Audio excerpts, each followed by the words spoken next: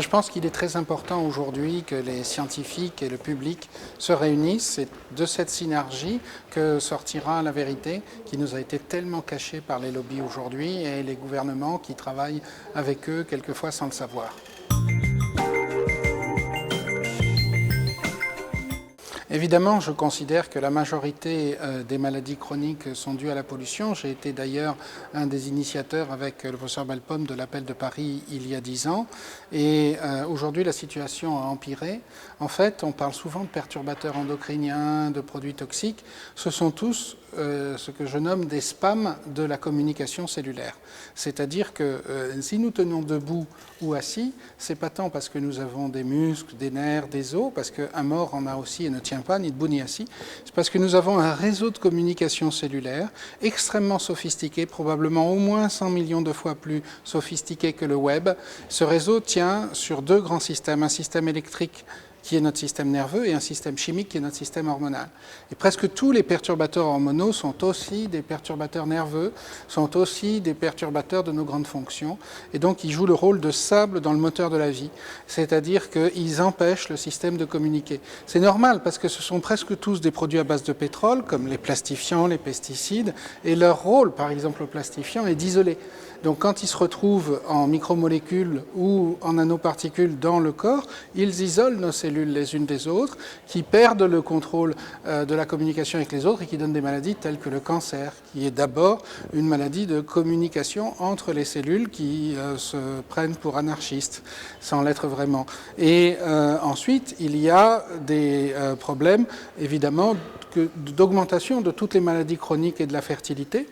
Le sperme, par exemple, est un très bon indicateur de la qualité de l'environnement parce que c'est la multiplication la plus fabuleuse de cellules qu'on ait jamais vue dans l'organisme. Il décline de plus de 70% maintenant. C'était 50% entre 1950 et 2000. On a encore perdu, selon l'INERIS et d'autres organismes, plus de 20% de qualité et de quantité du sperme à travers le monde. C'est visible dans toutes les espèces, dans la biodiversité.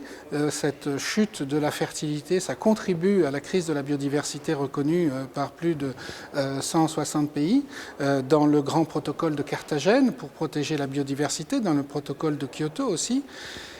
Et on se rend compte que finalement, on a longtemps cru que c'était peut-être le stress, le chômage, le métro, voire le gin. Certains médecins disaient avant, c'est le gin qui sert trop. Et on s'est rendu compte que les alligators, les pingouins et autres pigargues, les grands aigles, n'avaient pas de gin et qu'eux vivaient la même situation avec une chute de la fertilité. Donc on sait maintenant que tous ces spams des communications cellulaires donnent non seulement le cancer, mais des maladies nerveuses chroniques qui ne sont ni dues à des virus, ni à des bactéries, ni à la génétique, mais aussi des maladies hormonales, des maladies de l'immunité, comme des maladies auto-immunes, des intolérances, et qui nécessitent des traitements chroniques, et que toutes ces maladies, que j'appelle les maladies de la communication cellulaire, elles sont provoquées par des produits à base de pétrole. Nous en sommes les enfants, parce que nous avons tous des résidus de pétrole en nous, de pesticides ou de plastifiants, et c'est caractéristique de la deuxième moitié du XXe siècle, de cette société de pétrole, qui s'en est servi pour tout faire, y compris les peintures des murs, les colles, les cires, les encres d'imprimerie, les additifs alimentaires, et on en a partout. Et ça joue le rôle de spam dans nos cellules, et nos corps organisés par 200 000 milliards de cellules ne tiennent plus, ne tournent pas rond.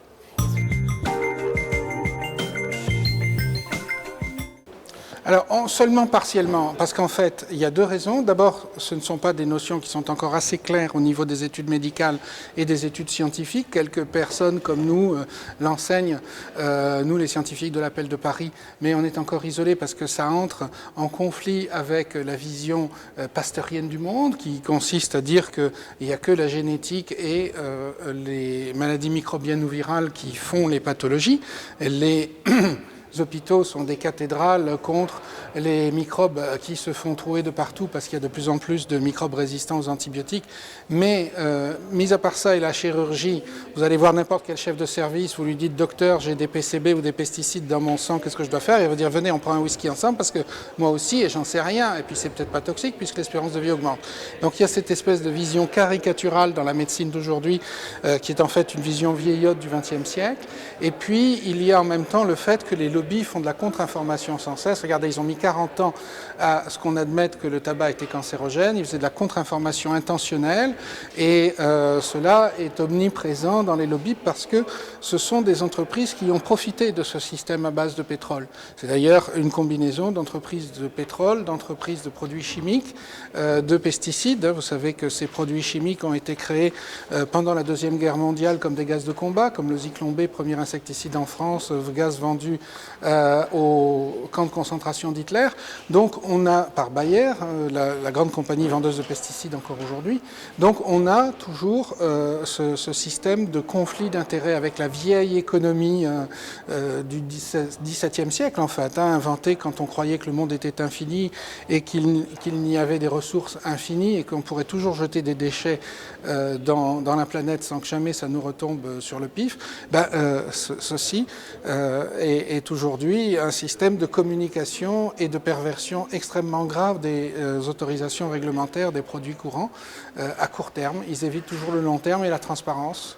Donc la combinaison de ces deux méconnaissances, à la fois une méconnaissance dans l'évaluation des produits animée par des conflits d'intérêts et une méconnaissance scientifique fondamentale, fait que peu de politiques en ont connaissance, et même ceux-là sont généralement issus des grands partis financés par ces lobbies, qu'ils financent eux-mêmes aussi grâce à des subventions. Donc on a un système qui tourne en rond, mais bon, c'est ce qui se passe toujours avant les grandes crises. Si je le pouvais, on y a travaillé pendant plus de 10 ans, je mettrais en place une mesure concrète absolument simple qui coûterait 0 €. Ça serait de rendre public sur Internet les données qui servent à l'évaluation des 100 000 produits chimiques qui sont sur le marché, et des OGM et des pesticides. Parce que ces données existent sur Internet aujourd'hui, elles sont données à quelques experts, souvent corrompus.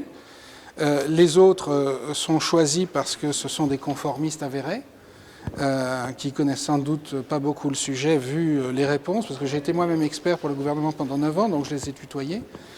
Et si l'on avait ces données transparentes, alors la communauté médicale et scientifique se rendrait compte de la pauvreté des évaluations qu'elle croit superbes aujourd'hui.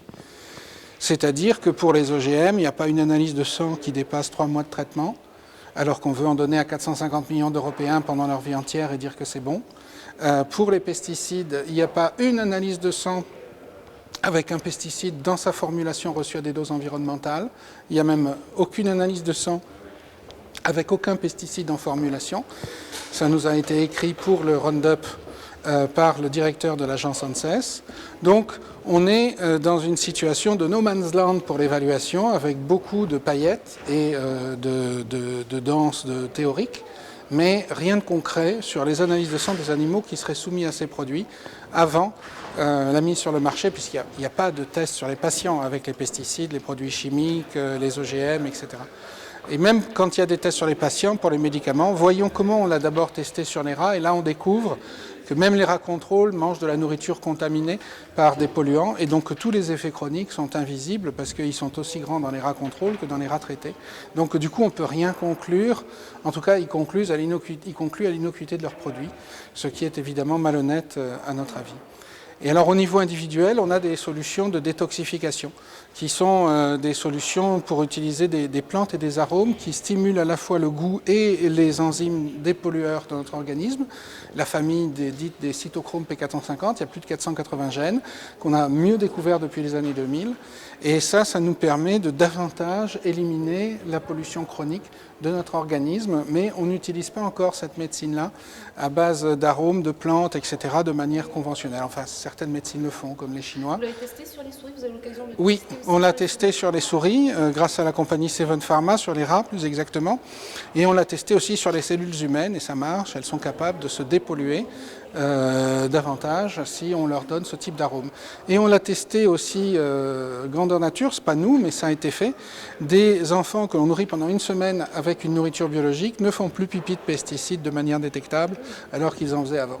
Et donc ça c'est très important parce que dans la nourriture biologique, il y a beaucoup d'arômes naturels qui stimulent justement, il y a beaucoup plus d'arômes qui stimulent justement notre détoxification. Pourquoi il y a plus d'arômes? Parce que les pesticides empêchent la synthèse des arômes dans les plantes, c'est pour ça qu'elles ont tout un goût, un mauvais goût. En plus, c'est des variétés qui poussent vite, donc elles n'ont pas eu le temps de faire leurs arômes. Et de plus, les pesticides inhibent le goût des arômes, parce qu'ils en prennent la place. Donc du coup, on a des papilles uniformisées qui ne savent pas détecter la richesse. Ça nous enlève déjà de la joie et du plaisir de manger. Et il faut savoir que la joie, le plaisir, le bonheur, l'amour, c'est aussi un grand détoxifiant, comme le sport, comme respirer bien, etc. Et le plaisir culinaire va apporter, avec en plus les arômes qui sont des stimulateurs des cytochromes, parce que c'est leur rôle. Hein, pourquoi ces arômes sont détoxifiants? Il y a 200 millions d'années, les plantes, si vous voulez, ont développé des arômes, des fleurs, etc. Parce qu'une plante, ça ne bouge pas dans une forêt quand il y a un feu toxique.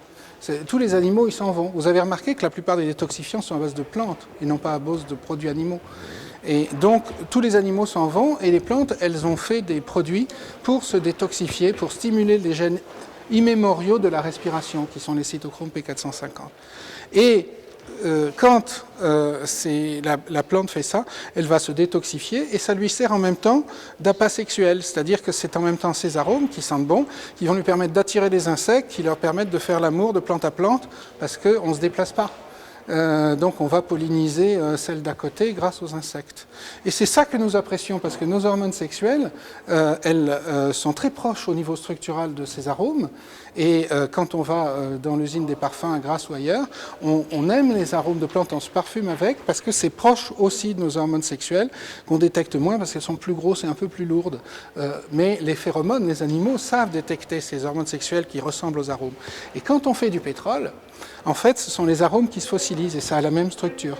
Et c'est qui s'agglomèrent de manière très dense. Et quand on fait brûler le pétrole, ce sont des pseudo-arômes, des perturbateurs endocriniens, qui vont en fait dérégler notre corps sur tous les plans.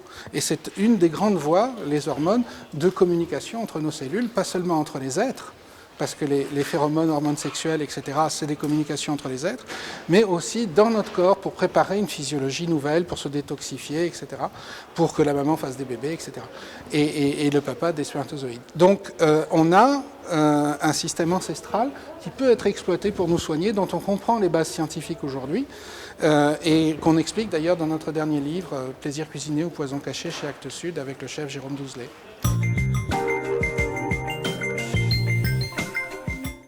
Évidemment que nos idées se rejoignent sur le fait que ça doit être un crime contre l'humanité, parce que c'en est un.